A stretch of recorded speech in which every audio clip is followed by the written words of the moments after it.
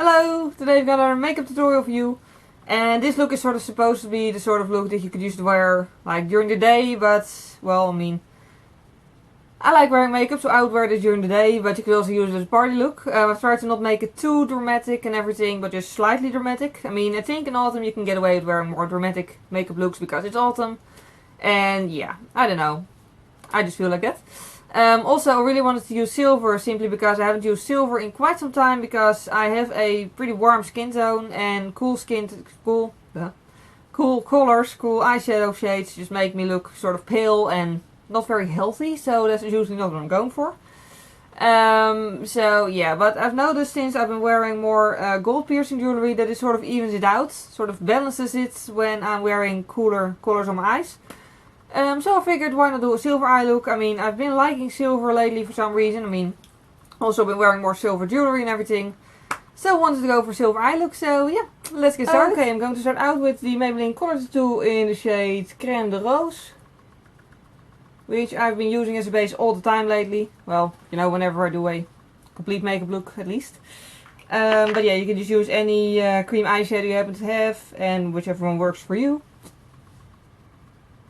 And I'm just going to apply it on my eyelids and in the crease. Basically because on the eyelid I want the colors to really stand out. And in the crease, of course, obviously I don't want it to crease. So yeah. By the way, I've already done my base, you can probably tell. I've used the Essence CC Cream, a Catrice Powder and Catrice Defining Blush in Think Pink and a Silver New York Color eyeshadow. But I'll list it as a highlighter. But I'll list it down below in the description box also, so yeah. If you're curious about that, you can find it there.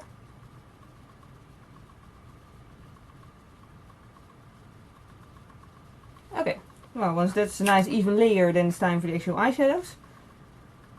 And I'm going to start out with, well, actually I'm only going to use the, in terms of eyeshadows at least, almost dropped an eyeliner. Yeah, the 120 Color Palette by BH Cosmetics. Just simply because I wanted to do a grey eye look, and grey eyeshadows aren't very easy to find, unsurprisingly, for some reason. But yeah, it's easier to find nude colors and bright colors, but grey is just something that's just not a thing apparently. Yeah. Misplaced an eyeshadow brush. Yeah, I'm going to use this brush and this shimmery silver shade over here. This one. And I'm going to put that on my eyelids, but not the inner corner because I want that to be brighter.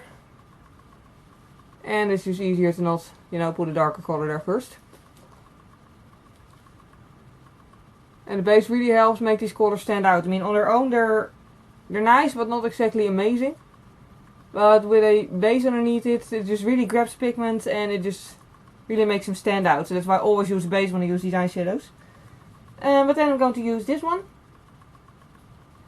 Sort of shimmery white, just really vague shimmers, you can barely see them on the eye. And I'm going to use the same brush to pat that in the inner corner. If you happen to be using the same palette as I do, you may want to apply multiple layers of this because it doesn't cover perfectly. But once it does, it looks nice. Okay. Then it's time for the crease, and I'm going to use an angled brush for that. And I'm going to start out with not a very dark color. I'm going to start out with this sort of gunmetal shade. And I'm going to make it darker obviously, but I want to start out with making it sort of, you know, just sort of a vague darkness and not immediately completely dark. Sorry if the lighting keeps changing, by the way, it's really cloudy outside, so it's sort of annoying. And otherwise I'd have to stop the camera 20 times to move the daylight lamp, and that would also be annoying, so yeah. And in any case, I'm also going to apply this in the crease.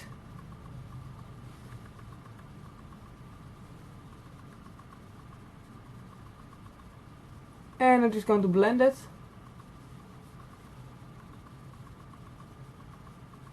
Not all the way to the eyebrow, but pretty far up actually.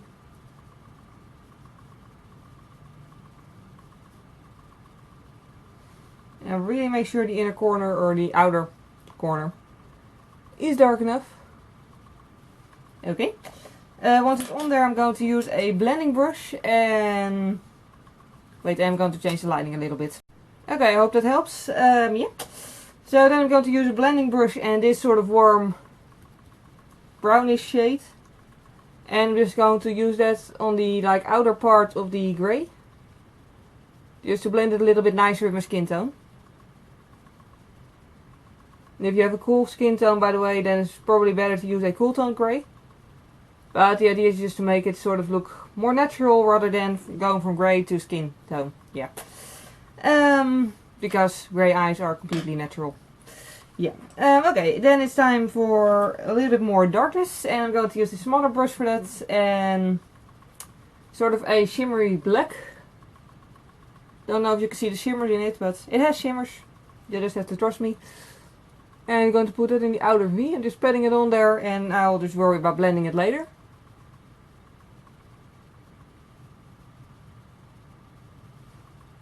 And I really want to make the outer corner dark enough. Okay. And then I'm just going to use the same brush to blend it.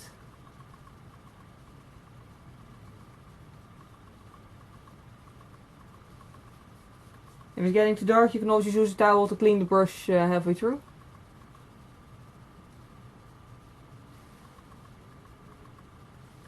Okay. And then I'm going to use the other side of the brush, just a small side. And I'm going to use the gunmetal shade over here and then the black shade we just used. To make the lower eyelid, the area underneath the eyes a little bit more grey. I'm not doing this very neat because I'm going to put some black on top of it later, so I do want it to be a little bit blended out. Otherwise it just won't be visible anymore.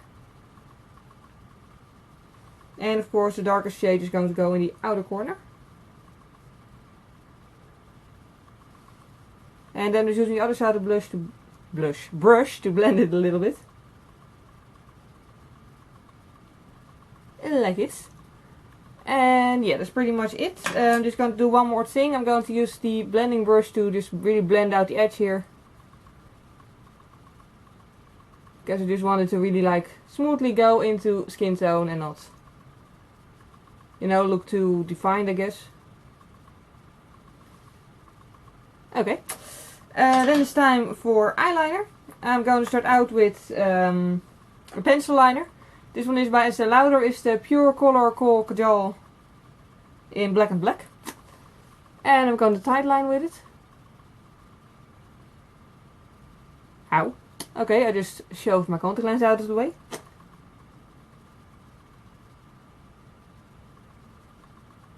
Really funny to see in other people's tutorials that everyone has a different way of, you know, tightlining.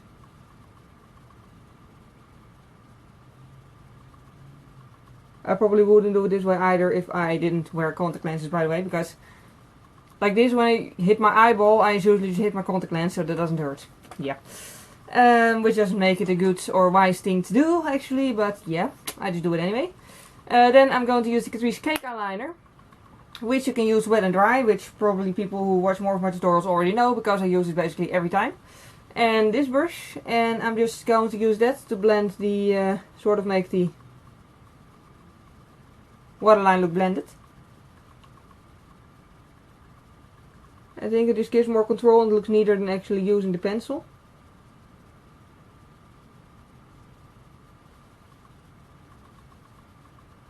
And at this point the lower eyelid will look darker than the upper eyelid, but we're fixing that later.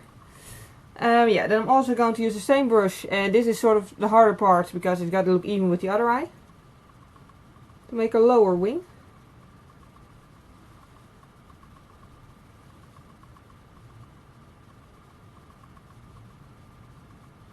Really connected to the lower waterline.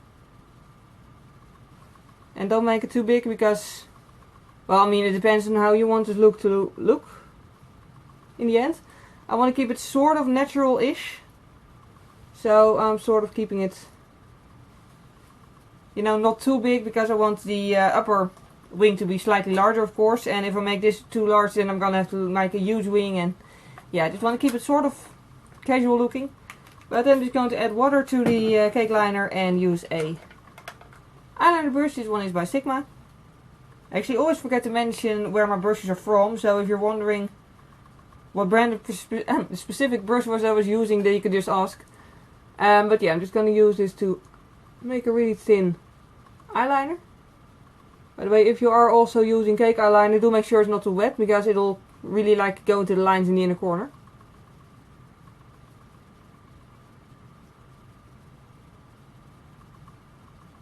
Most of the time it does this anyway.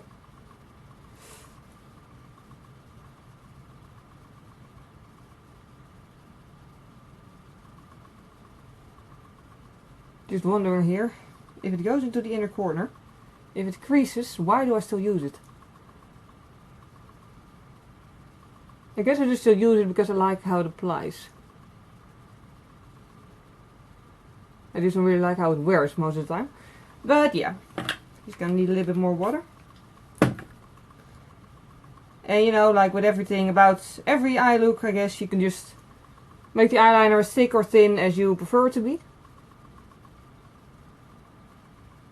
I want to keep it pretty thin this time. And then just make a wing with it.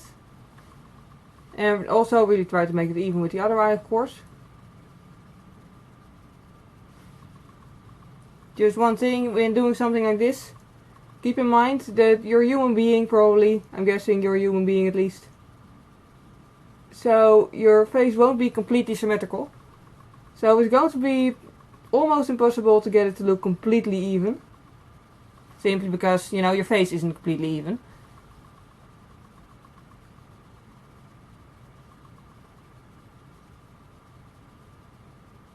But try to get it as even as possible. Which is really hard to see in this lighting.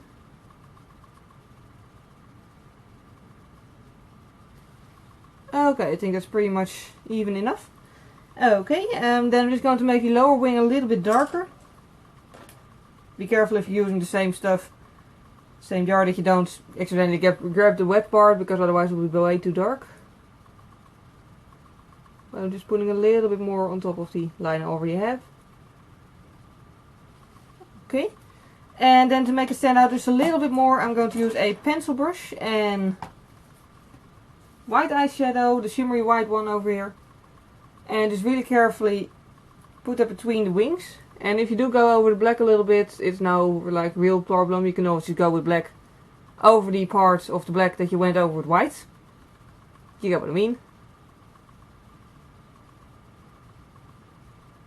And just sort of blend it outwards. Okay, and then I just remembered I forgot to actually highlight my eyebrow, because I always do. I'm using this matte white shade, which isn't very pigmented, but it's pigmented enough to use as a highlighter underneath my eyebrows. And whenever I do a really shimmery eye look, I usually prefer to just use a, you know, matte eyeshadow to highlight underneath the eyebrow, otherwise it just gets a little bit too much, I think. And I'm mostly just concentrating it on the highest point. And yeah, then it's time for mascara. You could also add false eyelashes, but again I want to keep it a sort of slightly wearable-ish look, I guess. So I'm just going to keep it at mascara, and this time I'm using the Sporty Fabulous Lash Mascara with the curled wand, the curved brush, sorry. They also have a straight brush version, I prefer this one. Which is still actually one of my favorites, I just haven't used it in ages because I have way too many mascaras. So I thought, why not just use this one again? Really cheap mascara, but it works really well. At least for me it does. And I'm really putting a thick layer on the upper lashes. Because I really do want them to stand out and look nice and full. And I'm keeping it a bit more, you know, natural looking, I guess, on the lower lashes. Simply because the lower part of the eye is pretty dark already and I don't want it to go too dark. And yeah, that pretty much finishes the eye look. I just finished the look with this lip gloss Sexy Pulp by Yves Rocher. I didn't film it because, you know, applying a clear lip gloss isn't really the most interesting thing to watch, I suppose. But yeah, it's just a clear lip gloss. Well, not really clear lip gloss, it's sort of pinkish. But it has just enough pigment to really evens out the lip color, which is something I really love about it. And also it's really shimmery and shiny, and it sort of has this lip plumping effect, which makes the lips look bigger, which I like. Usually I'm not really like all that much into nude lips, because I don't think it's actually the best look on me.